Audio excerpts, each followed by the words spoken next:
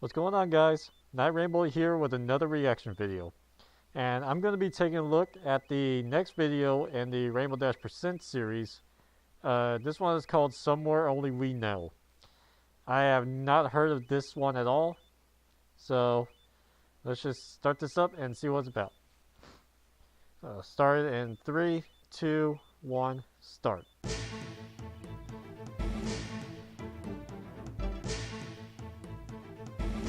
Rainbow Dash presents Somewhere Only We Know.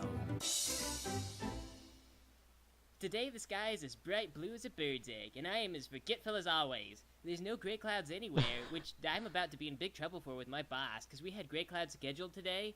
I'd like it to just be whatever weather I feel like, but there's a system in place, and if I shake it up, then I get written up. What's up with your leg? That aside, I got me some awesome wings. I don't know what I'd do without them. I couldn't be on the weather teams anymore, that's for sure. I'd probably have to get a job working at some kind of chain retail store, selling sweaters and toasters to little old ladies. I'd try to do a good job, but the little old ladies wouldn't know what they want, and they'd blame me for it. So really, I'm happier with my government job. Besides, I'm a really good flyer anyway. That's why they call me Rainbow Dash, because I dash and I've got rainbows on my head and on my butt. One time I did fall, though. Okay, a lot of times I've fallen, but so far it hasn't killed me. 1 or 2 comas, the occasional concussion, and one time I did go into the light. But I went back again when I realized I forgot to turn off the oven. So yep, good times for Rainbow Dash. Today I'm gonna hang out with my friends, so I shake my bright blue butt on down to Twilight's library. She's always giving us crap, but I know she's stressed out from school and it makes her feel better to have someone to talk to. Pinky's there too, and she's like, Rainbow Dash, how is your leg? And she asked me this because my leg is once again friggin' broken. Of course, I remember the last time I went in for surgery, some pony didn't exactly uphold the Hippocratic Oath. So I'm like, it's fine.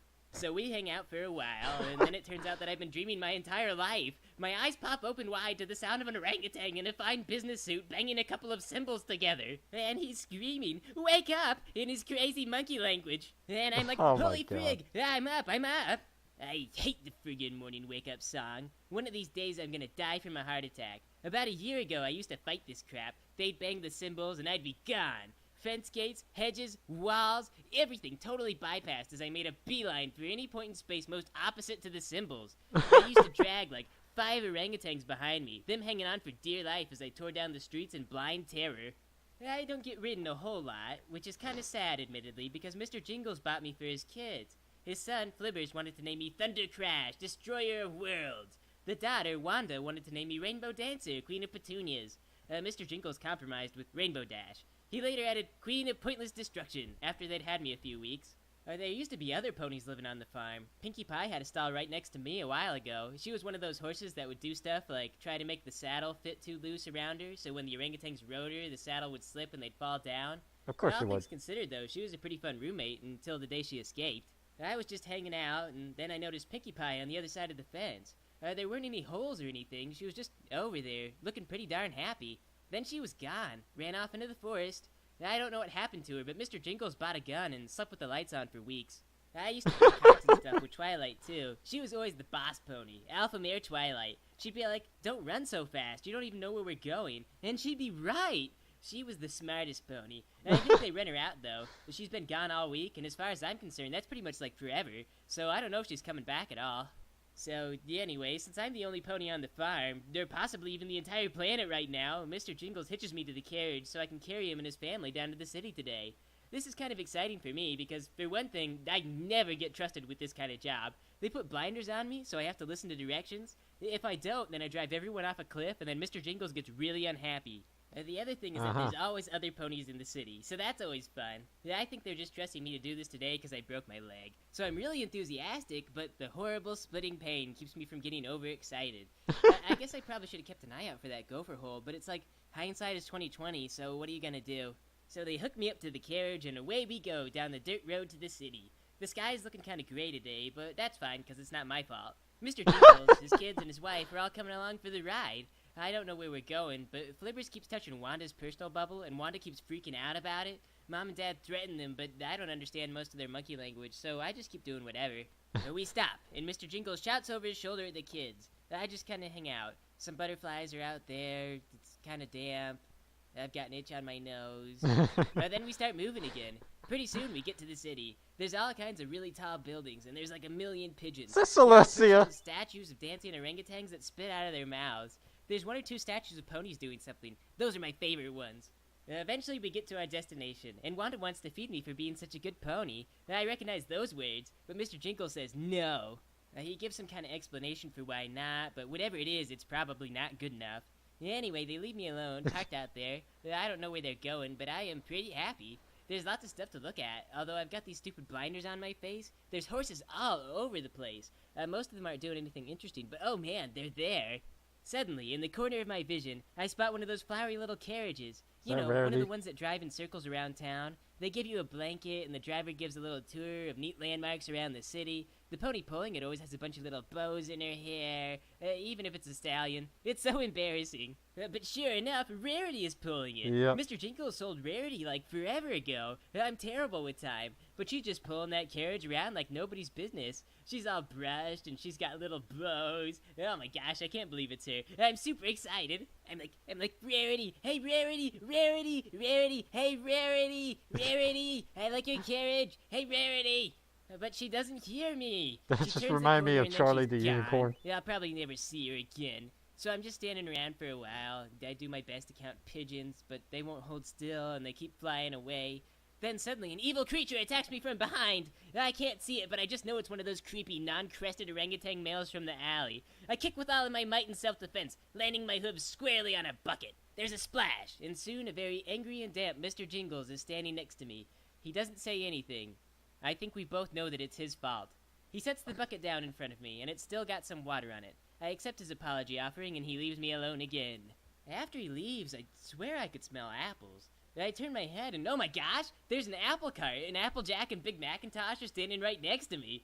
They've seen better days, though. And impossible to determine length of time ago, there was a big zombie outbreak, but the disease only infected ponies. It didn't spread very much, but Applejack and her brother both caught it, and now they're zomblers.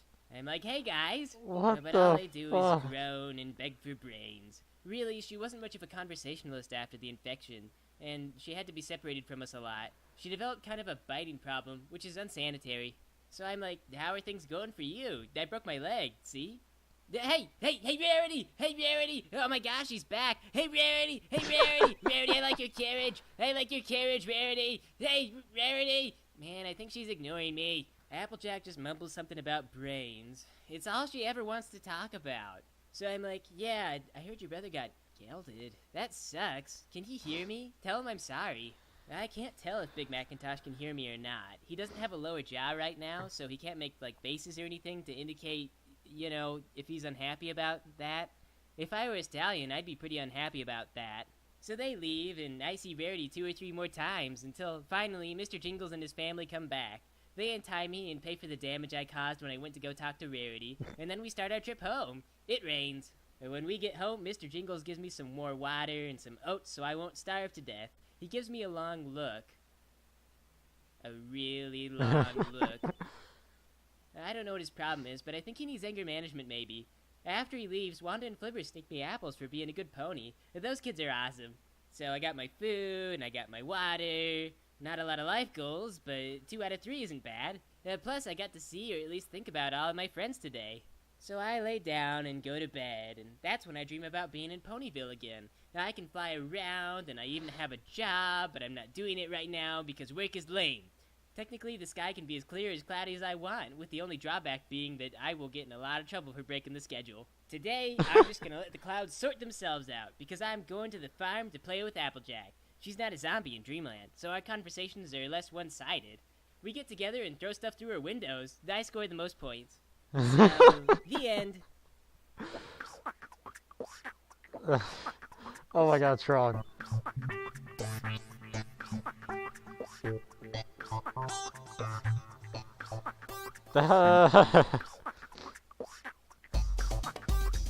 That was an interesting story. Not really sure what to think about it.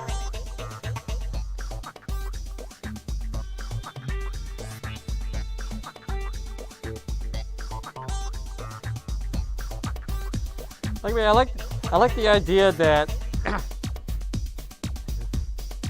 all the hidden scavenger items.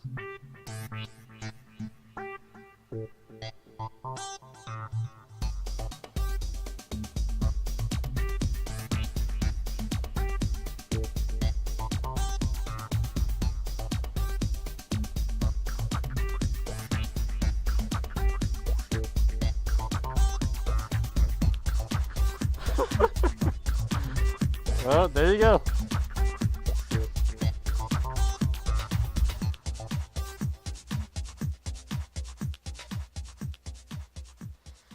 But anyway, yeah. I I think the idea that you know, the whole like Ponyville, that whole world was actually a dream, and they're actually just regular ponies. Is That's an interesting uh, idea to me. Uh, but I think maybe the actual story might be a little bit more interesting. But again, I guess that depends on how the original story was done. Because I know Rainbow Dad with these videos, they take all those stories and they kind of make it funny. So most likely, the original story wasn't that funny. They're most likely the Applejack and Big Mac weren't zombies, but still, I think for me, I think I would have rather just see the or read the original version before seeing that one. My I might have appreciated it a little bit more, but other than that, that was just kind of a strange one for me. But yeah, so sounds like the next one is called Spiders. Um, so I'll check that one out in a little next few days, and I hope you guys enjoyed it. So take it easy.